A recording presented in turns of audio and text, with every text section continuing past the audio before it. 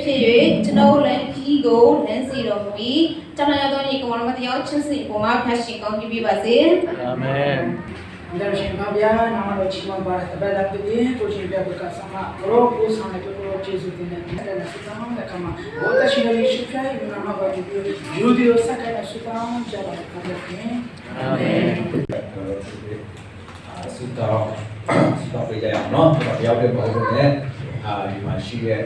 you use here, I'm going to go one from the table, come to you, no, you are Sutam Yavaso. We nhà tiền nhà này lên chút chuyện tham gia đó ta nói bây giờ là để chia sẻ của chúng để chúng ta còn chỉ về và để chúng ta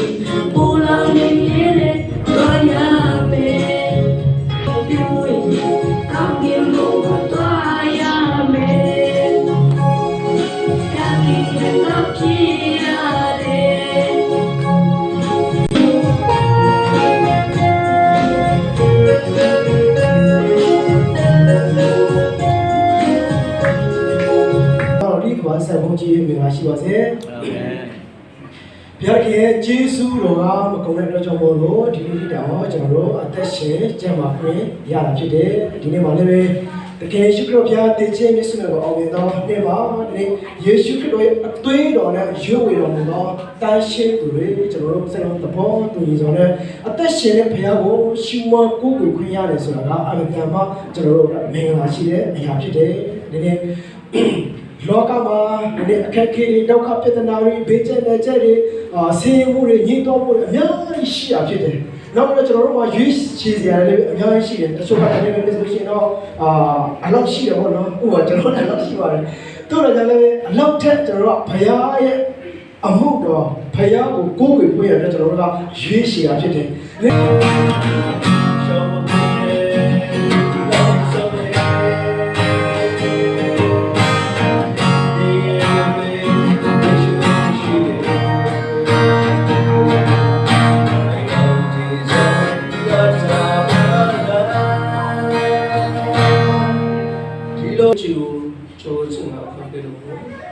There was so little hello.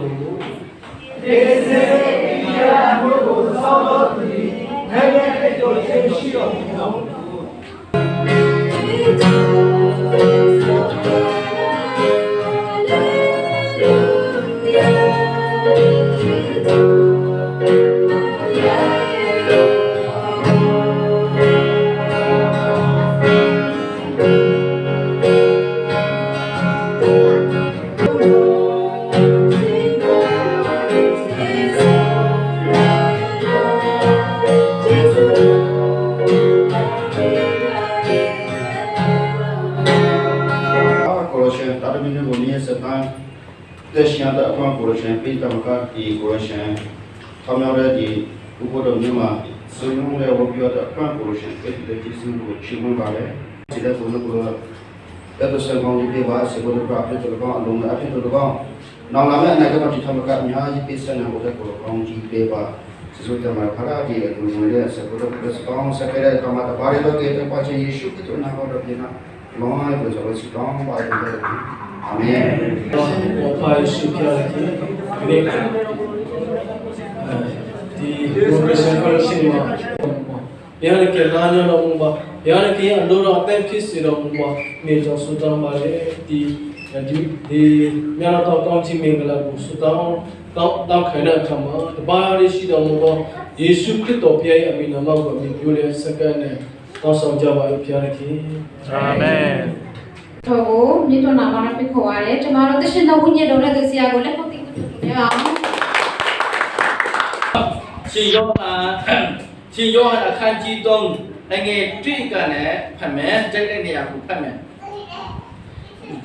Juda ludo tu, no, ayah si pito, nikotin amesito, frase dia di, nya akaya Yesus thando tau laju, asimpia kurodi. ပြတော်မူသောဤနမိတ်လက္ခဏာတို့ကို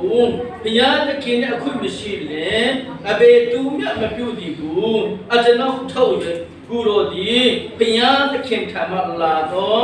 ကြွတော်မူသောဆရာဖြစ်ကြောင်းသိကြ၏ဟုလျှောက်လေတော့ခါအခန်းငယ်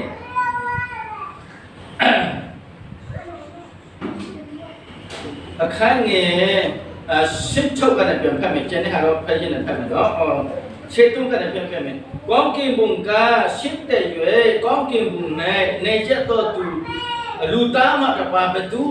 မှကောင်းကင်ဘုံတော့မတရားမောရှိဒီတောနဲ့မွေကိုမြောက်ထားတကယ်တော့လူသားဒီမြောက်ထားခြင်းကိုခံရမယ်အကြောင်းမူကားထူသားတော်ကိုယုံကြည်တော်သူအပေါင်းတို့သည်ပြည့်စုံခြင်းတော်မရောက်ထာဝရအသက်ကိုရရှိခြင်းဟာအတားမဲ့အကြောင်းခန့်ငယ်စေကြောင့်မှာဘုရားသခင်သည်အာလုံတိပိတာတာတော်ကိုဘုရားသခင်တာတော်ကိုယုံကြည်တော်သူအပေါင်းတို့သည်ပြည့်စုံခြင်းတော်မရောက်အာလုံဖက်မဲ့ထာဝရအသက်ကိုရရှိခြင်းဟာဘုရားသခင်သည်မိမိနဲ့တပါးတော်သားတော်ကိုစွန့်တော်မူပြီးတတ်အောင်လောကီသားတော်ကိုချစ်တော်မူ၏ဖတ်တော်ကျမ်းဘုရားပြည့်ရှိတဲ့ကိုပြတဲ့ကောင်းချီးပေးပါစေဒီမနေ့ဘုရားကိုဝတ်ပြုဖို့ရချင်းမဖို့ရလာတဲ့တာသမီရောက်ရှိတဲ့ကိုလည်းဘုရားတင်ဆက်လက်ပြီးကောင်းချီးပေးပါစေဆိုတော့ဒီရှင်ယောဟန်ဆိုတဲ့တရင်ကောင်းပေါ့နော်တရင်ကောင်းဒီကျမ်းစာဟာ AD 80ကနဲ့အခုစေအကြောင်းမှာနော်ဒီယောဟန်ကြီးထားတဲ့စာရေးရှာဖိလိပ္ပိဆိုတဲ့အကျဉ်းsorry Ephesus ဆိုတဲ့ထောင်ထဲမှာအကျဉ်းကျရင်းနဲ့ပြောကြီးထားတာနော်ထောင်ထဲကနေကြီးထားတာနော်ဘလို့ခက်ခဲမလဲပေါ့နော်ဒီကျမ်းပိတ်ဟာဓမ္မကျမ်းစာကဘာဦးကျမ်းကလည်းကြီးကျွတ်မရှိနော်53မြို့တော့ဓမ္မကျမ်းစာဖြစ်တယ်အခန်းကြီး20ရှိတယ်အခန်းငယ်ပေါင်းက490ရှိတယ်ဆိုတော့ဒီရှင်ယောဟန်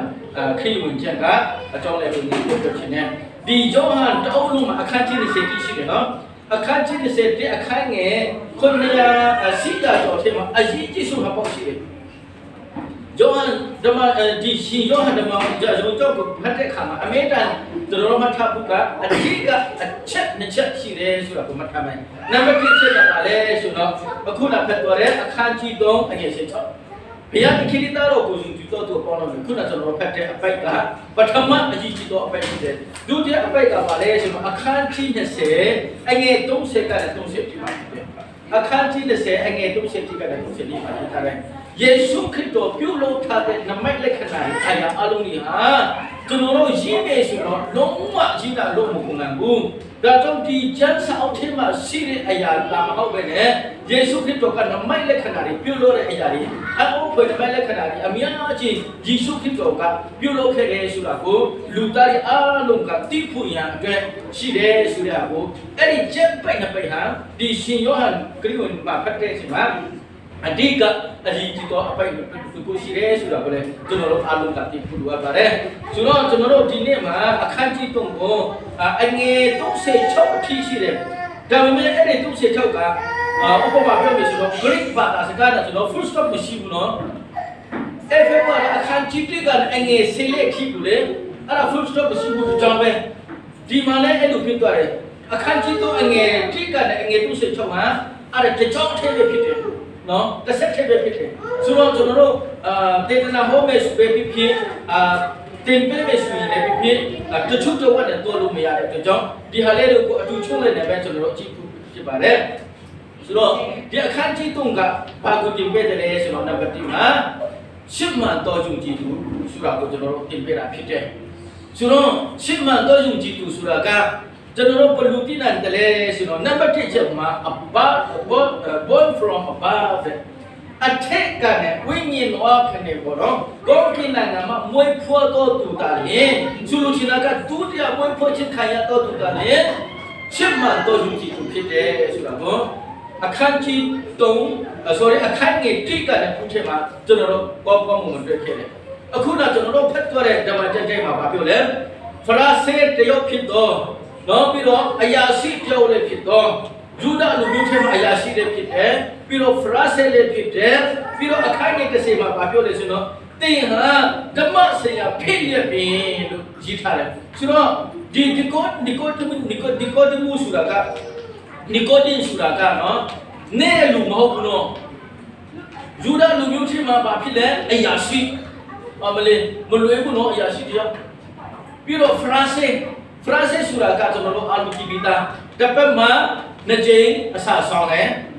ဓမ္မကျမ်းစာကိုသူတို့ခက်မှာရှင်တော့ကပ္ပဦးကျမ်းကလည်း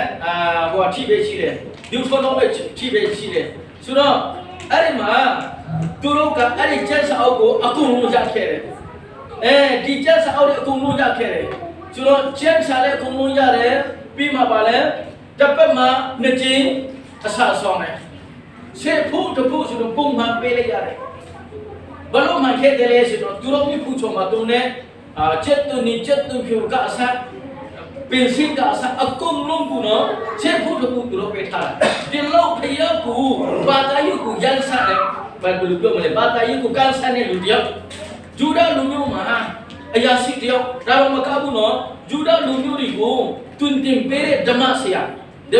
ဆိုတာကကျောင်းကဆရာမဟုတ်ဘူးနော်အခုလို့ကျောင်းမှာပေါ့နော်ဒီဓမ္မဆရာဓမ္မပညာပေါ့နော်နောက်တစ်ခါတော့ကိုတင်ပေးတဲ့ဆရာတယောက်ဖြစ်တယ်အဲ့ဒီလူကမြတ်ကြီးမှာယေရှုထံမှာတွားပြီးတော့ပြောလေယေရှုခရစ်တော်ဘုရားတင်ဟာအပေါ်ကနဲ့ကောင်းကင်နိုင်ငံကနဲ့ဒါမှမဟုတ်ရင်ဖျားတခင်ထံကနဲ့လာမဲ့ဆိုတာလာတဲ့လူဖြစ်တဲ့ကြောင့်ကျွန်တော်တက်တဲ့ခံပါတယ်။ဘာဖြစ်လို့လဲဆိုတော့ယေရှုခရစ်တော်လောက်တဲ့အရာတွေအလုံးကကျွန်တော်ကြားတယ်လို့ကျွန်တော်မြင်တယ်လို့ဆိုလူနာတွေကကြပ်မချင်းရတယ်ဖျားနာတဲ့တမကနော်မျက်စိကတဲ့လူလည်းမြင်စေတယ်နားပိုက်တဲ့လူလည်းနားချစေတယ်နော်ပတ္တမဆွမ်းကြီးကလည်းတွတ်စေတယ်တဲ့တဲ့လူတော့မှသူရှင်ပြန်ထားတော့တယ်နော်ရီကူလည်းစပီဖြစ်စေချင်တယ်သူလောက်လာမြတ်ကြီးပဲလူငါထောင်းကူလည်းနော်မုံတုံးချက်နဲ့ငါတော့ကောင်းတယ်ကျွဲရတယ်အများကြီးပဲယေရှုခရစ်တော်လောက်ထားတဲ့နမိတ်လက္ခဏာတွေဟာအယံကိုတော့ဖွင့်ရနမိတ်လက္ခဏာဖြစ်တယ်အဲ့ဒါကြောင့်လူတွေကဒီဟာတွေကိုလောက်လို့မရဘူးဒါအဲ့ဒါကြောင့်ယေရှုခရစ်တော်ဟာဘုရားသခင်ထံမှာလာတော့ကောင်းကင်နိုင်ငံမှာလာတော့ဘုရားရဲ့သားတော်ဖြစ်မယ်လို့ငါယူကြည်လက်ခံတယ်လို့ပြောထားလိုက်တယ်ဆိုလိုချင်တာကသူ့ရဲ့ဒီကတိရဲ့သူ့ရဲ့အောက်ကျွတ်ဆိုတာနားလေတယ်နော်သူကဘာတူလဲယူဒလူမျိုးရဲ့အရာရှိတယောက်ဖရာစတယောက်တပတ်မှာနှစ်ချိန်ကစားဆုံးတယ်ဘေကချင်းကအစားတင်ယူချင်းကအစားအကုန်လုံးကဘာသာတရားမကန်ဆန်တဲ့လူတယောက်ကခင်ဗျားကသူပြောချင်တာကဒီလိုယေရှုခရစ်တော်ဆိုတာကခင်ဗျားဟာကျွန်တော်လူဓမ္မဆရာကျွန်တော်လူအရာရှိကျွန်တော်လူဖာရစဲဖြစ်မယ်လို့ထင်နေဆိုတဲ့သဘောနဲ့ယေရှုခရစ်တော်ကိုပြောတာအမှန်ဆိုရင်တော့သူ့ရဲ့နီကိုဒီရဲ့သူ့ရဲ့ယာထုကိုမချပဲနဲ့သူ့ရဲ့ယာထုကိုအောက်ကျွာလောက်ပြီးတော့ဟိုကျွတ်ချင်းလောက်ပြီးမှယေရှုခရစ်တော်ကိုလည်းခင်ဗျားနဲ့ကျွန်တော်လူဖြစ်မယ်ဆိုတဲ့သဘောနဲ့ပြောတာသဘောပေါက်တယ်နော်ဒီကိုဒီကယေရှုခရစ်တော်ကိုယူတဲ့ချင်းလေးစားချင်းမဟုတ်ပဲနဲ့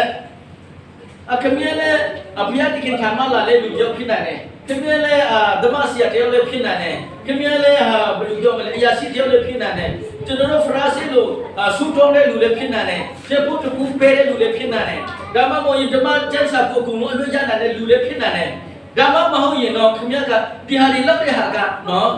လူတွေယူလူတွေကလောက်နိုင်တဲ့အရာတွေမဟုတ်ဘူးဆိုတဲ့သဘောနဲ့ဒီကိုဒီကယေရှုခရစ်ကိုတော့ပြောတာယေရှုကသူ့ရဲ့နှလုံးသားတိတ်တိတ်ကိုမြင်တဲ့အချိန်မှာပြောလဲဟုတ်ပါတယ်နီကိုဒီရဲ့ငါကဖျားတခင်သားဘောငါကနေတော့ဆုံးနေတဲ့မဆာယာဘောငါကရှေးပရိုဖက်ကိုပြောထားတဲ့ဟာဆာလန်ကျန်တော့ကျန်စာထဲမှာရေးထားတဲ့ဟာနော်အဲ့ဒီအကြောင်းကြီးကငါပြီလေယေရှုကမပြောဘူးမပြောဘဲနဲ့သူ့ကိုလည်းမကျူစုဘူးနော်သူ့ကိုလည်းလာထမပြောဟဲ့ဒီကနေ့တင်ဟာဒုတိယဝေဖွဲ့ချီကိုမခံဘူးဆိုပါတော့လေကောင်းကင်နိုင်ငံကိုမရောက်ဘူးလေမင်းတပတ်မှပဲတစ်ခါပဲနှစ်တိမကလေးတင်ပဲစားဆောင်ဓမ္မတရားကိုအလွတ်ပေးရစိတ်ထဲမှာနှလုံးထဲမှာအတက်ကထဲမှာမရှိဘူးဆိုရင်အဲ့ဒီအစားဆောင်ရလဲပုံမှန်ဘာလို့ပြောမလဲအတင်းတော်ကစားဆောင်စူတော်ပဲအတင်းတော်ကရှိဝေးအဲ့လိုပဲဘယ်လိုပြောမလဲသဘောတရားနဲ့လောက်ရဟာကဘာမှကျုံမဝင်ဘူးနင်ဒုတိယဝိပဿနာခံမှာဘောကိနိုင်ငံရောက်မယ်မင်းမကြည့်ဘူးလားယေရှုတို့ပြောလိုက်တယ်ချင်မှာ ဒီကိုကြီးကဘာဖြစ်သွားလဲလက်သွားတယ်ဆိုလိုချင်တာကဒီနေ့ကျွန်တော်တို့ဖျားရှိခုကြောင်းလာတယ်လူငွေထက်တယ်ဘောနော်အမျိုးမျိုးတွေချင်းမတချင်းတွေဆိုတဲ့ဟာမျိုးကကျွန်တော်တို့ပုံတယ်အတန်ပုံမှန်အတန်လောက်ယူလောက်ရှိအတန်ကျွန်တော်တို့လုပ်နေပြီဆိုတော့ကျွန်တော်တို့အတွက်ကောင်းချင်းမင်္ဂလာတစ်ခုမှမရှိဘူးဆိုတော့ဒီမှာတင်ပြရတယ်အဲ့ဒါတော့ဇုံကြီးတော့အစ်စ်မှတော့ယူကြည့်သူတယောက်ဟာတို့အထေးမှာရှိတဲ့ဝိညာဉ်တော်အသက်တအားဖြင့်အဲ့ဒီဖျားကိုချင်းဖို့ဖွရတယ်ဝဲပြုတ်ဖွရတယ်ကိုယ်ွယ်ဖွရတယ်ကိုအတဲဒုတိယမွေးဖွခြင်းအပေါ်ဖက်ကလည်းဒုတိယမွေးဖွခြင်းခံရမှသာလေချစ်မှတော့ယုံကြည်သူဖြစ်နိုင်တယ်ဆိုတာကိုယေရှုခရစ်တော်ကပြောလေဒီကတော့ဘယ်အန်သွားပြီဟာငါကအသက်ကြီးပြီပဲဖရာဆေးဆိုတာနော်ဆန်ဒရင်ဖရာဆေးဆိုတာကလည်းအသက်50မကျော်ရင်မရဘူးတော့ခါမှာပင်ငယ်လည်းရှိမယ်ပြီးတော့မိမလည်းရှိမယ်အင်ထုံကိုကောင်းမွန်ဦးရှိနိုင်တဲ့လူတယောက်အသက်50ကျော်မှဖရာဆေးဆန်ဒရင်ဆိုတာသူတို့မပါဝင်တာလားယူဒဆရာရဲ့အဖောက်ဆောင်ဆိုတာအရာရှိဆိုတာကနော်ဆိုတော့အဲ့ဒီအသက်50ကျော်မှတာနေရတာနဲ့အဲ့ဒါတော့ဒီကောတပုကပြောတယ်ဟာငါအသက်50ကျော်ပြီပဲဘယ်လူနဲ့ဒုတိယမွေးဖွခြင်းခံတာပါလဲဘယ်သူကအသက်ကြီးပြီမှအမိဝဲမင်းထက်ကိုဝင်ပြီးတော့ဒုတိယမွေးဖွခြင်းကိုဘယ်သူကခံနိုင်မလဲဒီကတော့မပြောတယ်သူနာမလေးနော်ရှစ်မှန်တော့ယူကြည့်သူဟာဝိညာဉ်တော်အဖွင့်မွေးဖွတယ်အပေါ်ကလည်းမွေးဖွတယ်ဆိုတဲ့ဒီကတော့မသိဘူးကျွန်တော်အစားဆောင်လိုက်တာကျွန်တော်အတင်းထုတ်လို့ဖြစ်လိုက်ရတာကျွန်တော်ဒီနေ့ကနေတက်မှာလူငွေထည့်လိုက်တယ်ကျွန်တော်ဒီနေ့ကနေတက်မှာတချီကူစောတယ်ကျွန်တော်ဒီနေ့ကနေတက်မှာဖျားချင်းမနဲ့ဆူတဲ့လောက်နဲ့ကျွန်တော်တို့မှာအတက်ကပြောင်းလဲမှာမဟုတ်ဘူးဖျားခင်ကောင်းချင်းမင်္ဂလာဆိုတာလဲခံစားနိုင်မှာမဟုတ်ဘူးကောင်းချင်းမင်္ဂလာဆိုတာနော်အင်ဂျီဘောင်းဝီဒီလို့မပြောနဲ့နော်ပိုက်ဆံနေလို့မထင်နဲ့ကားရင်းနေလို့မထင်နဲ့ဖျားတခင်ထမ်းမလာတော့ကောင်းချင်းမင်္ဂလာ blessed ဆိုတဲ့ဂရိဝါဒရဲ့အကြည့်ပြတော့ညီတဲ့ချင်းဖြစ်တယ်ဟာလေလုယာညီတဲ့ချင်းချမ်းသာချင်းကြမှာချင်းဖြစ်တယ်နော်ဖျားတဲ့ကောင်းချင်းမင်္ဂလာခံစားရတဲ့လူကအခုနညီကူကတက်တဲ့ခန္ဓာပဲလေနော်ရှေးရုံတိုက်ချင်းနေလည်းဝမ်းမြောက်တယ်အလုံးမရှိရင်လည်းဝမ်းမြောက်တယ်ဆက်ပင်ပြောင်းရင်လည်းပြုံးနာတယ်အဲ့ဒါမရှိမှတော့ယုံကြည်သူပဲဟာလေလုယာအာမင်မရှိမှတော့ယုံကြည်သူရှင်တော့ဖျားရနာပဲဆိုတော့မာစားမလဲငါတို့ဘယ်လိုတော့မလဲငါအလုံးမရှိဘူးကွာအာဒီလူမျိုး operation တော့ရှေ့ရုံတက်တယ်ရှင်တော့ဘယ်သူလာကုန်နေမလဲအမျိုးမျိုးမရှိရစဉ်းစားပြီးတော့နောက်ဆုံးကျတော့ဘာဖြစ်လဲငါအသက်ရှိတာဘာမှမထူတော့ဘူးဆိုတော့ကျူရှယ်ပြီးတော့ဘာဖြစ်လဲကိုတက်တဲ့ချင်းကြီးရှင်အဲ့ဒါမလားအလုံးလည်းမရှိဘူးကျမရေးလည်းမကောင်းဘူးလေမလေးရှားမှာ document ဆိုတဲ့ IC လည်းမရှိဘူးလေဇေဒီဖမ်းမဲ့ချုပ်တဲ့မှာဘာပြပို့တယ်အမျိုးမျိုးစဉ်းစားပြီးတော့နော်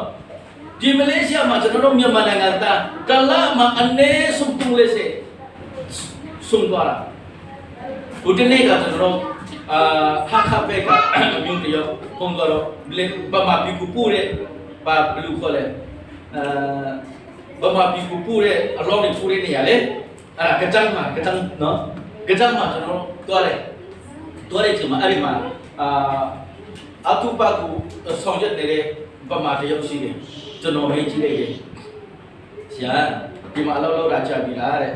ကျွန်တော်ကြာပြီဒီမှာ3လ5နှစ်လောက်ရှိပြီတဲ့ဒါဆိုတော့ကျွန်တော်တို့ဗမာပြည်ပဲအလောင်းတွေပူသလားလို့မျိုးမဟုတ်ဘူးဘင်္ဂလားဒေ့ရှ်ပူတယ်အင်ဒိုနီးရှားအကုန်လုံးပူတယ်အများကြီးတဲ့ကျွန်တော်ဗမာပြည်မှာကျွန်တော်ဒီကိုလာတာ3လချိန်ရှိပြီကျွန်တော်ဘလော့ပူတယ်လေကျွန်တော်ဒီလမှာ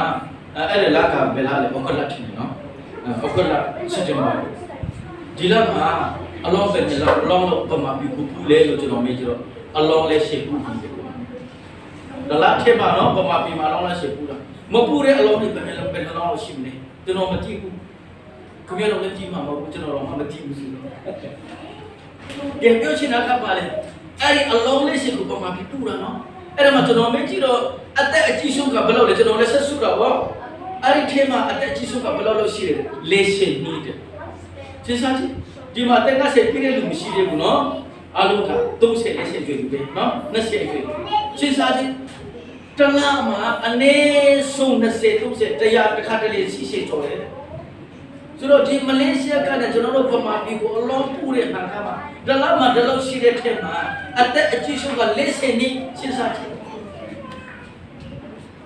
ကဲဆိုလို့ချင်းကဒီနေ့ပါပြောချင်တယ်ကျွန်တော်တို့အတန်းမှာ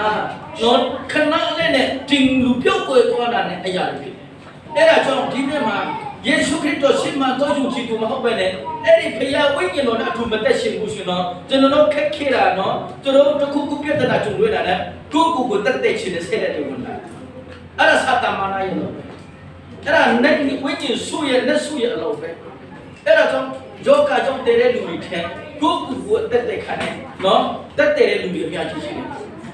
ကိုကိုတက်တဲ့ကျူးဆွဲတာမကားပဲနဲ့တရားပုတ်ကနေခုံနေပရိပုတ်ကနေခုံနေနော်ပြီးမှလည်းအချက်တမလုံးဖြစ်ပြီးတော့တဲ့တာအဲ့ဒါလည်းကိုတက်တဲ့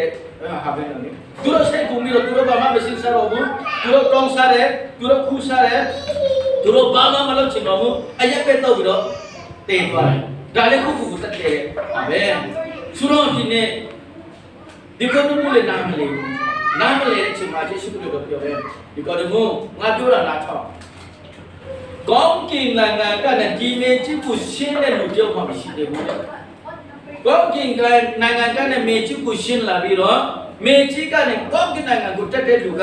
ဒီလူသားမှတပါဘယ်သူမှမရှိဘူးတဲ့ဟာလေလုယာအာမင်ဒီနေ့နော်ဒီနေ့မာယွန်တော်တွင်တင်ချက်နာပရိုဖက်တွေထွက်လာပြီနော်ငါပြင်းတော့ဗမာစကားနဲ့ဘယ်လိုပြောလဲဆိုတော့ကျမ်းမှာချမ်းသာတရင်ကောင်းတယ်နင်တို့ယုံကြည်သူဖြစ်ပြီးဆိုတော့ခရိယာဖြစ်ပြီးဆိုတော့ချမ်းသာမယ်ဟမ်တရားပေးရင်တစ်ထောင်ရမယ်အပိဿအဲ့ဒီထောက်ချင်းငါဒူပေါ်စေမယ်အပိဿအဲ့ဒီမှာဒူပေါ်စေမယ်အဲ့ဒီရှိတော့ကြည့်ဆိုင်စပင်းနဲ့ထွက်လာမယ်ငါဆုတော့ပေးမယ်ကဘာပဲပြောစာရာဘာရာဟုတ်လားဒီဘာယွန်းတော့ယုံကြည်သူတွေဘာယွန်းတော့တင်တယ်လို့ဒီမှာထွက်လာပြီကောင်းကင်မှာဖျက်တယ်တော့ကိုခေါ်တယ်ကောင်းကင်မှာအချမ်းပြောတယ်ရွှေနဲ့လောက်ထားတယ်ဟာနေရကတော့အချမ်းကူမီပါလေပူတယ်အနေနဲ့ရှူတယ်ကောင်းကင်နဲ့ငရေကဘလုံးဝဲတယ်ဆိုတော့ကောင်းကင်နဲ့မြေကြီးထဲဝဲတယ်ဆိုတော့ကျက်ဆံမှာတော့ဒါပေမဲ့ကျွန်တော်ယူပါယူနဲ့ဖျက်ကမြင်စေချင်တယ်ဝိညာဉ်တော်ကူးဆောင်တယ်ဆိုတဲ့လူကတော့ကောင်းကင်နဲ့မြေကြီးကိုတစ်ခါလေးမြင်ကြတယ်တော့အဲ့လိုဆရာကောင်းတယ်နော်ဒီလူမျိုးသူတင်တဲ့လူတွေကဘာပေါ်အများကြီးဖြစ်လာပြီဒီလူတွေမယုံနဲ့ယေရှုကငါတာယုံပါငါကူပဲယုံပါငါတာရင်ကောင်းကင်ကလည်းမေကြီးကလည်းကောင်းကင်ကိုတက်တဲ့ရှင်းတဲ့လူကငါပဲဖြစ်တယ်သူဘာပြောလဲဖယားတခင်နဲ့တားတော့ကိုယူကြည့်တော့သူပေါလို့ဒီဖြစ်စီချင်းတော့မရောက်စာရာဘာရာဟုတ်လားမဟုတ်ဘူးယေရှုကိုယူကြည့်တော့သူမှတ်တယ်လေဖြစ်စီချင်းတော့မရောက်ဘူးလို့ပြောတာပိဿတူပဲမယ်လို့ပြောလာမပြောဘူးအဲ့ဒီကြီးကိုစပီကြီးဖြစ်မယ်လို့ပြောလာမပြောဘူးဒီနေ့တရိထားရမယ်ဒီကတော့ငါပြောပြမယ်နော်ငါလောကအကြောင်းတော့ငါပြောပြတာမင်းနားမလဲဘူးဆိုတော့ကောင်းကင်နိုင်ငံအကြောင်းကိုဘုရားနဲ့နားမလဲဟာလေလုယာဝိညာဉ်တော်ဖျက်မရှိခဲ့တဲ့ဓမ္မတရားကိုနားလေမလွယ်ဘူးဇာတိပကတိနဲ့မွေးဖို့တော်သူတွေသိချင်းဇာတိပကတိခံရတယ်ဝိညာဉ်ပကတိနဲ့မွေးဖို့ချင်းခံရတော်သူတွေထာဝရတဲ့ကိုရမယ်ဒီကနေ့မို့လေတက်တယ်ဆိုတာမင်းကြောက်ဘူးနော်ကြောက်ဘူးတယ်လေကူမင်းလားမမြင်ဘူးအဲ့လိုပဲဝိညာဉ်တော်ကလောက်တော့တယ်ဟာလေလုယာဝိညာဉ်တော်ကလှုပ်ရှားပါဝလူမလောက်ဘူးတော့သိထားဝိညာဉ်တော်ကပူပေါင်းမပြီးတော့ဟာဆိုတာမပပွေးဘူးနော်ဝိညာဉ်တော်ကနော်လင်မပါတဲ့ဝိညာဉ်တော်ဖျားဝိညာဉ်တော်ဖြစ်တယ်လက်ထပါဝလူသူများကမဟုတ်ဘူးမလောက်ဘူးနော်ရှင်ဘောလူကပြောတယ်ကောင်းကင်နဲ့မြေကြီးကြမှာဆက်ကြဝလာမှာရှိတဲ့နတ်ရှုတွေကတင်တော့ဘောချုံနေပြီဒီလူတွေလည်းတော့ပတ်တော်ချက်တော်လာလေယေရှုခရစ်တော်ကတော့ပတ်တော်နဲ့သူ့ကိုဆုံဆန်းနောက်ဆက်လာလေယေရှုခရစ်တော်ကတော့ပတ်တော်နဲ့သူ့ကိုပြန်လေချိပါလာလေအဲ့ဒါကြောင့်ကျွန်တော်တို့မှာနောက်ကပတ်တော်တရားနဲ့အတက်မရှိဘူးဆိုဝိညာဉ်တော်ဖျားကျွန်တော်အထက်မှာမရှိဘူးဆိုတော့ဒီဟာကျွန်တော်နားလေပူကမလို့ဘူးအဲ့ဒါကြောင့်ရှင်းမှတော့ယုံကြည်သူတို့တယောက်ကအပေါ်ကနဲ့အထက်ကနဲ့မွေးဖို့တော်သူတို့ဖြစ်တယ်အဲ့ဒါကြောင့်ဒီကနေ့မို့တေချာနာထောင်းတော့တခါမွေးတဲ့လူဟာတခါတည်းနဲ့တေချာနာထောင်းတော့တခါမွေးတဲ့လူကတခါတည်းပဲနှစ်ခါမွေးတဲ့သူလာတဲ့တခါပဲတည်းမယ်တဲ့ဟာလေလုယာခင်ဗျားတို့အမေမွေးတာပဲခင်ဗျားတို့လက်ခံနေမယ်အမေမွေးတာနဲ့ပဲကျွန်တော်အသက်ရှင်နေမယ်ရှင်နော်ဒီကုခန္ဓာအမေမွေးတဲ့ကုခန္ဓာလည်းတည်မယ်ဘုရားတကယ်မောက်တွန်းထားတဲ့အတက်မရှိတဲ့ဝိညာဉ်တော်လည်းတည်မယ်အမေတစ်ခါမွေးရင်ကုခန္ဓာတစ်ခါဘုရားတကယ်မောက်တွန်းထားတဲ့ဝိညာဉ်တော်တစ်ခါနှစ်ခါတည်မယ် နောက်ဆုံးတော့ဘာဖြစ်မလဲထာဝရငရဲထာဝရတေမေထာဝရတေချင်းဖြစ်ဒါပေမဲ့ဒီအမေမွေးတဲ့ဇာတိပကတိနဲ့မွေးပြီးမှတော့ပါမှာဝိညာဉ်တော်ဘုရားဖြစ်မွေးချင်းခံရပြီဆိုတော့ဒုတိယဘုရားချင်းခံပြီဆိုတော့တခါပဲတည်းမယ်ဘာတယ်မလဲအမေမွေးတဲ့ခုခံတာပဲတည်တော့မယ်ဟာလေလုယာအဲ့ဒါကိုယေရှုခရစ်တော်ကပြောတာဖြစ်အဲ့ဒါကြောင့်ငါကိုယုံကြည်ပါဒီခုခန္ဓာအမေမွေးတဲ့ဟာကတည်မယ်ဒါပေမဲ့ငါကိုယုံကြည်တော့သူဟာဖြစ်ရှိချင်းတော့မရောက်ဘူးထာဝရတက်ကြရမယ်ဆိုတော့ဒီကတည်းကယေရှုခရစ်တော်ကပြောတယ်ရောမအခန်းကြီး6အငယ်3လေးမှာပြောတယ်ထို့ကြောင့်ငါတို့ဒီခမဲတော်ဘုံတော်အဖေးတဲ့ချင်းမှာထမြောက်တော်မူသည့်အငြင်းငါတို့ဒီလေအတိတ်တော်အတ္တနဲ့ကျင့်လေရမယ်အကြောင်းမူကားငါတို့ဒီသူ၏တဲ့ချင်းတရာနဲ့ခငြင်းတွဲစိတ်ထားနေဘောနော်သူတည်တဲ့ယေရှုခရစ်တော်နဲ့တူတည်မယ်ဆိုတော့သူ၏ထမြောက်ချင်းတရာနဲ့အတူထမြောက်လိမ့်မယ်ယေရှုခရစ်တော်ကကျွန်တော်ကျမတို့တည်မယ်အစားအပိရဲ့အခတ်တဲ့ချင်းတရားကလည်းတည်ပေးပြီးသားဖြစ်တဲ့အတွက်ကြောင့်သူနဲ့အတူတူတည်မယ်ဆိုရင်တော့သူနဲ့အတူတူရှင်ပြန်ထမြောက်မယ်ဆိုတာကိုဒီမှာရှင်ပေါလုကဓမ္မတော်မှာပြောထားတာဖြစ်တယ်။နံပါတ်1တာတော်ကိုယုံကြည်သောသူတို့ဒီထာဝရတဲ့ကိုရ၏တာတော်ကိုပင်တာတော်ကိုပေးတော်သူမူဟာအသက်ကိုမတွေ့ရသူသူပေါ်နဲ့ဖျားသခင်ပြတ်တော်မူနေသတည်းလို့ပြောထားလိုက်တယ်။ဖျားသခင်ရဲ့ဘယ်ကဘာလဲဒေါတာကိုသူတို့အပေါ်မှာအမေဒေါတာကိုသူတို့အပေါ်မှာတည်နေပြီလို့ပြောထားတယ်။နောက်ဆုံးအနေနဲ့ကျွန်တော်ပြောချင်တာကဝန်ဘရက်ဆိုတာဂျမ်ဘူလာနော်ကွန်မြူနတီနိုင်ငံမှာရူမေးနီးယားနိုင်ငံမှာတရင်ကောင်ကိုဟောရမစ်ရှင်နရီတယောက်ပေါ့နော်အဲ့ဒါအချင်းထောင်ထဲမှာသူထောင်ကျတဲ့အချိန်မှာသူ့ကိုမဲကြတယ်အချုပ်ထဲမှာယေရှုခရစ်တော်ဟာဘုရားသခင်ရဲ့တာတော်ဖြစ်တယ်အခုနကျမ်းပိတ်ကိုဖက်ခတ်လိုက်တယ်ဒီတာတော်ကိုယုံကြည်တော်သူပေါ်တော့ဒီပဲရှိချင်းတော်မယောထာဝရတဲ့ကိုရစေချင်းကဘုရားသခင်ဒီအလောကီတာမျိုးကိုချစ်တော်မူတဲ့အတွက်ကြောင့်ဆိုရကျမ်းပိတ်ကိုအလွတ်ရစေချင်းတာအချုပ်သားတွေကွန်မြူနတီလူသက်သမားတွေနော်အဖိုးသမားတွေနော်တခုရီကွန်မြူနတီနိုင်ငံမှာထောင်ချပြီးရှင်တော်မလွယ်ဘူးကွန်မြူနတီဆိုတာနားနေတာကိုရအတွက်မြို့ကူရီတော့တရုတ်တော့ရုရှားတော့မှထောင်ထရောက်ပြီးဆိုတာကလူအကောက်တယောက်မှမရှိဘူးအကုန်လုံးလူစုပဲဆိုတာတော့ဒီပြီးသားဘောနော်လူတယောက်ကတော့ပြောတယ်သူ့တပ်ကိုဂျေရီကလာဖန်တော့လေအချုပ်ထဲရောက်တော့ခဏမှာဒါအချုပ်ထဲမှာလူကောင်းနေတယ်ပဲသူ့ပေါင်းပါတော့တဲ့အချုပ်ထဲမှာပါလူကောင်းရှိနေတော့မတည်ဘူးနော်အချုပ်ထဲမှာလူစုနေနဲ့မပေါင်းတော့လားလူကောင်းနေတယ်ပဲသူ့ပေါင်းပါတော့အဲ့လိုလူစုနေနော်မြင်ဘူးတယ်မလားရာရှီရောတယောက်တော့ကျွန်တော်ငါပေထုတ်တယ်မှာနော်ထုတ်ပေတော့ရှိတော့နော်ရထောင်ထောင်မောင်းတခုရီအဲ့ဒါတမျိုးရှိမှတရားတော်ဟောတာအဲ့ဒီချက်ပဲလို့ကိုဖက်ခဏနောက်ဆုံးကျတော့သူကိုပါကြလဲပါမြင်နဲ့ဝန်ဘရန်ကိုလိုလဲတဲ့ချိန်မှာနောက်ဆုံးကျတော့ဝန်ဘရန်ကဆူတောင်းနေအဲ့ဒီဓမ္မအချောင်းကိုပဲသူတို့ပြောတဲ့ချိန်မှာကြာလာတော့တဲ့3လလောက်ကြာလာတဲ့ချိန်မှာဝန်ဘရန်ကိုအချောင်းသားတွေကလာဝဲပြီးတော့လာပြောဝန်ဘရန်ခင်ဗျားပြောတဲ့ယေရှုခရစ်တော်ဟာဘယ်လိုလူမျိုးလဲခင်ဗျားအဲ့ဒီယေရှုအကြောင်းကိုကျွန်တော်တို့သိချပြောပြလိုက်ပါလားဘယ်လိုလူမျိုးဖြစ်တယ်လဲလို့ပြောတဲ့အချိန်မှာဝန်ဘရက်ကဘာပြောလဲဆိုတော့ကျွန်တော်ပြောနေတဲ့ယေရှုခရစ်တော်ဟာကျွန်တော်လူမျိုးဖြစ်တယ်အဲ့ဒါနဲ့ထောင်သားတွေအားလုံးကပြောတယ်ဟာဟောဒီဒါဆိုတော့ခင်ဗျားပြောနေတဲ့ယေရှုခရစ်တော်ဟာခင်ဗျားလူမျိုးဖြစ်နေဆိုတော့ငါတို့ယူကြည့်ပြီငါတို့လက်ခံပြီအဲ့ဒီယေရှုကိုလည်းငါတို့ခုပွင့်မယ်ဆိုပြီးတော့ရိုမင်းရဲ့ထောင်ထဲမှာအကုန်လုံးအော်ပြီးတော့ယေရှုကိုလက်ခံရတယ်ဟာလေလုယာယုံကြည်စစ်မှန်သောယုံကြည်သူတယောက်ရဲ့အသက်တာကိုလူများတွေကကြည့်လာတဲ့ချိန်မှာသူတို့ဝမ်းမြောက်ခြင်းဝမ်းသာခြင်းကိုခံရရတယ်ဒီမှာမိတ်ဆွေ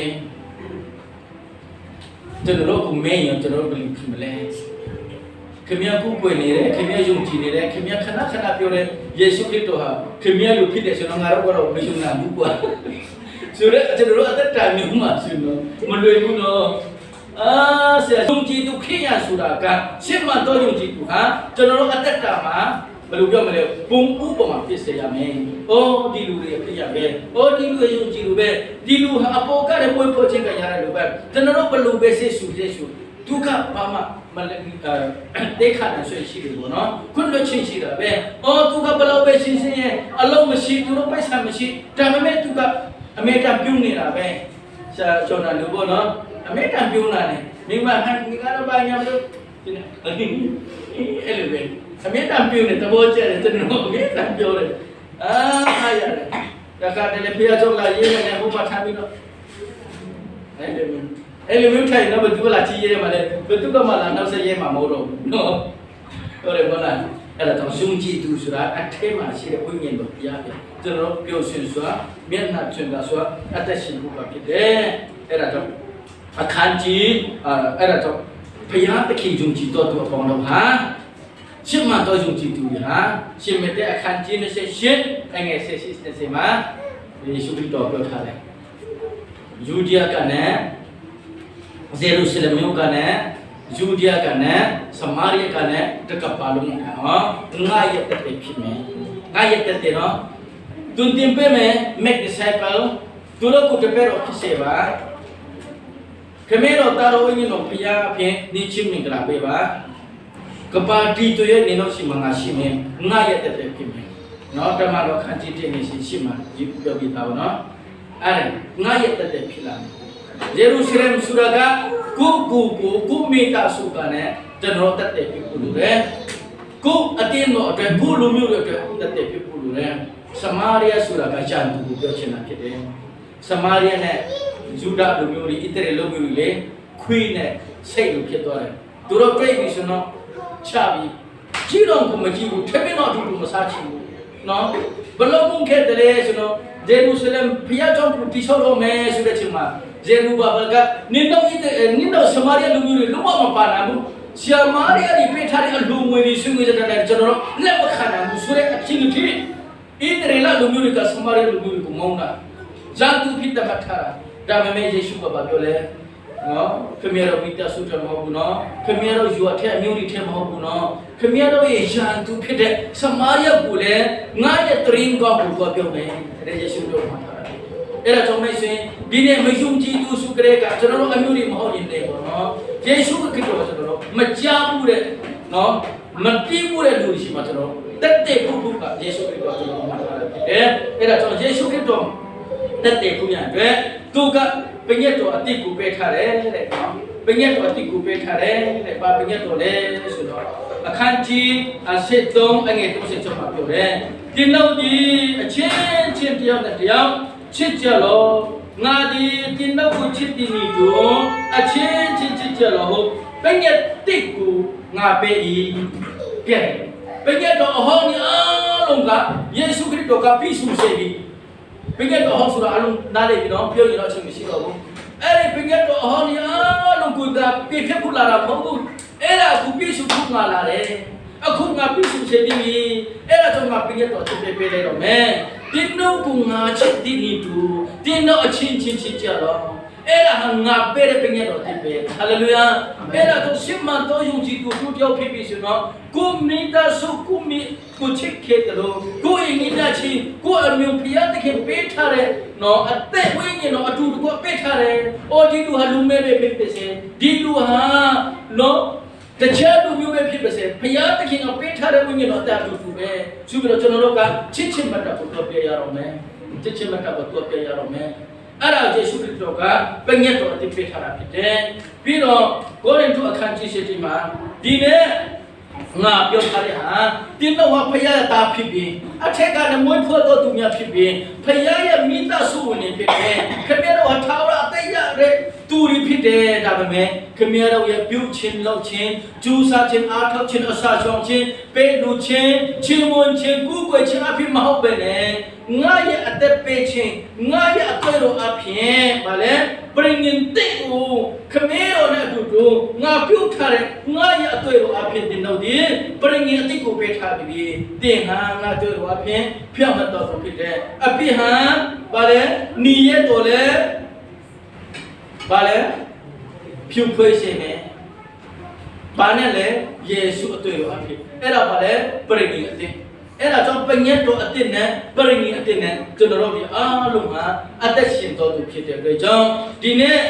ချစ်မှန်တော်သူကြည်သူအားလုံးကနေ့ရှင်နဲ့တန်ယေရှုပါဖာထားတယ်ဒီစပိရင်နဲ့မုံကိုသုံးဆောင်တဲ့အတိုင်းငါဒီတင်းတို့အတွက်အသေးခံရတဲ့အကြောင်းကိုရှင်းစားပြီးတော့ငါမကြွလာမချင်းဒီဟာလေးကိုအမေတန်သုံးဆောင်ပါ ဆိုပြီးတော့ယေရှုခရစ်တော်ကမှာထားတဲ့အတိုင်းချစ်မှန်သောယုံကြည်သူယေရှုခရစ်တော်ကိုလက်ခံတော်သူကျွန်တော်တို့ယုံကြည်သူဖြစ်တဲ့အတွက်ကြောင့်နေ့တလမှတစ်ခါနဲ့ဆိုတော့ကျွန်တော်အတုံးဆောင်ပြီးတော့အတုံးပြုခြင်းဖြစ်တယ်ဆိုတော့ဘယ်လဲဆရာကြီးကလည်းပြောချင်တာဖြစ်ပါတယ်အဲ့ဒါကြောင့်ဒီနေ့ယုံကြည်သူတတ်တဲ့ရောရှိတဲ့ပုံမှာချစ်မှန်သောအသက်တာမှာကျွန်တော်တို့ရှေ့ထားတဲ့ပုံရတဲ့ဒီနောက်ကပတ်တော်အားဖြင့်ဒီရောက်ရှိတဲ့ကိုဖျက်တဲ့ဆက်လက်ပြီးတော့ပေါင်းကြည့်ပြပါစေကျွန်တော်တို့အပေါ်တော်မင်္ဂလာပို့ပြခြင်းပုံရတဲ့ဆရာကျော်နဲ့ဆရာနိုင်ကျော်နိုင်ကိုယေရှုနာမနဲ့ဖိတ်ခေါ်ပါတယ်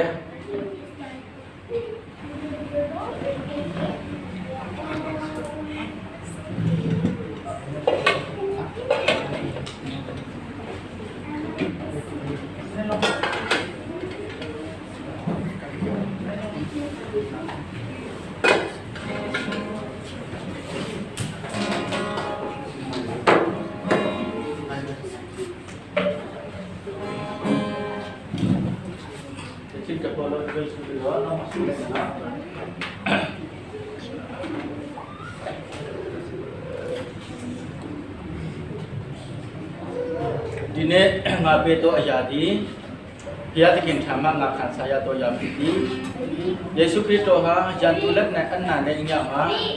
မုန်းသူယူပြီးတော့ကျေးဇူးတော်ကိုချီးမွမ်းပြီးမုန်းကူဖက်ပြီးတော့ယမုန်းကူစာကြပါငါချူဖက်တာတော့ငါရောက်ခန္ဓာဖြစ်တယ်ငါဒီတင်တော့လည်းငါသိခံရတဲ့အကြောင်းကိုအောက်မေ့တဲ့သုံးဆောင်ကြပါဆိုတော့ယေရှုခရစ်တော်ကမှထားခဲ့တယ်ညစာစားပြီးတဲ့နောက်ပိုင်းမှာခွတ်တကလုံးကိုယူပြီးတော့ဒီခွတ်ဟာငါရတွေ့တော့ဒီနောက်အတွက်ပြင်ရင်အတိတ်ပေးထားတဲ့ငါတွေ့တော့ဖြစ်တယ်ဒီခွတ်ကိုယူရတော့သူကြပါဒီခွတ်ကိုတော်တဲ့ချိန်မှာငါဒီတင်တော့အတွက်တည်ဆွတဲ့အခါနဲ့ငါမကြွမလာမချင်းဒီဟာလေးကိုအမြဲတမ်းသူဆောင်ပါသူယေရှုခရစ်တော်ကမှကြတဲ့ဆန်ဒီနေ့ကျွန်တော်တို့သူဆောင်ရမယ်ဒီမုန်းနဲ့စပီကြီးယေရှုခရစ်တော်ကျွန်တော်တို့အတွက်အသေးခံရတဲ့သူ့ရဲ့ချုပ်ဖက်တဲ့ဥခန္ဓာနဲ့သူ့ရဲ့အတွေ့အကြုံအစားအသောက်ကိုဆောင်ချရဖြစ်ပါတယ်ဒီနေ့ဒီမုန်းနဲ့ယူစပီကိုတုံးဆောင်တဲ့ခါမှာကျွန်တော်တို့ယေရှုခရစ်တော်ဟာကျွန်တော်တို့အတွက်အသေးခံရပြီးယေရှုခရစ်တော်ကကျွန်တော်တို့အတွက်ခမေတော်ထံမှာအဖြစ်ပြုလို့ဖို့ရကျွန်တော်တို့အတွက်ရှိပရိုဟိပလိုပဲပြီးတော့ကျွန်တော်တို့အတွက်အခန်းလေးပြင်ဆင်ပြီးတော့ကျွန်တော်တို့ပူလာပြီးတော့ချီထောင်မယ်လာခေါ်မယ်ဆိုရကိုမျိုးလေးရင်းနဲ့သူတစ်တစ်ဖက်ကြောလာချစ်ကိုဆောင်ရှောင်းရင်းနဲ့ကျွန်တော်တို့တုံးဆောင်မှာဖြစ်ပါတယ်ဒီလက်ဖက်ရင်းဒီစပီရင်းနဲ့မုံအတွက်ဆရာကျော်နိုင်ကဆူတောင်းပြီးတော့တင်ပြပြစားစီမှာလာပေးဆောင်မှာဖြစ်ပါတယ် တက်ရှင်ကွန်ပျူတာဖတ်တော်ရပြောပြရှင်ကိုယ်ကျေးဇူးတော်ကိုတွေ့ရှိမှုပါတယ်ကိုယ်နောက်ပေါ်လာပြီးတိုင်းတွေ့မသွန်းလောင်းနေအပြည့်ကိုလည်းဝန်ထမ်းနဲ့ဆိုတော့အခါမှာယေရှုခရစ်တော်ကပြည့်ရွတ်တဲ့စကားကိုဆုတောင်းပါပြရှင်အာမင်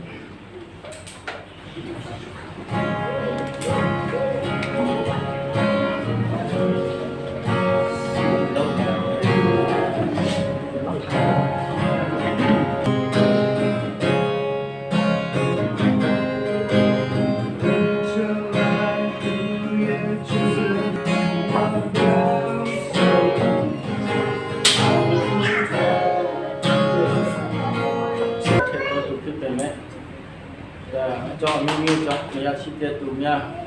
ရှိခဲ့တော့ဒီကနေ့တောင်ရှိသူများကလာပေးမှဖြစ်ပါတယ်လက်သေးကလေးတစ်ချက်တော့ဒီပါ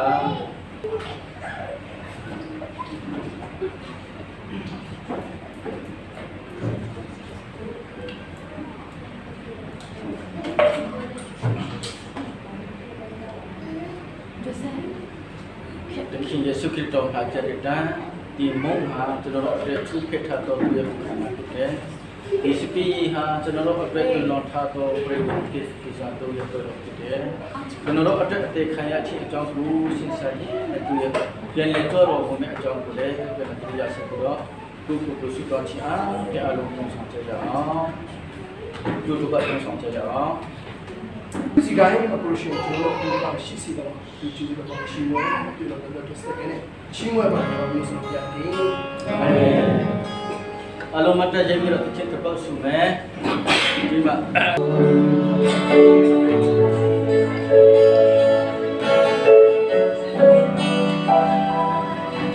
ဘာကမဲရောချစ်ချစ်ကဒီလိုဆိုတဲ့တော့ဒီလိုနာမတာကိုဝိညာဉ်တော်ဘုရားရှိခိုး မှာဘုပြုတ်ဝဲချင်းမွန်ပြီးတော့ယေရှုခရစ်တော်အဲ့တော်နဲ့ခန္ဓာပြီးအတူတူကတော့ဆိုရတော့သူချစ်ကိုယေရှုတာပေါ်မှာကပါတီတည်းဒီမဲဒီစီပါစေတော့အာမင်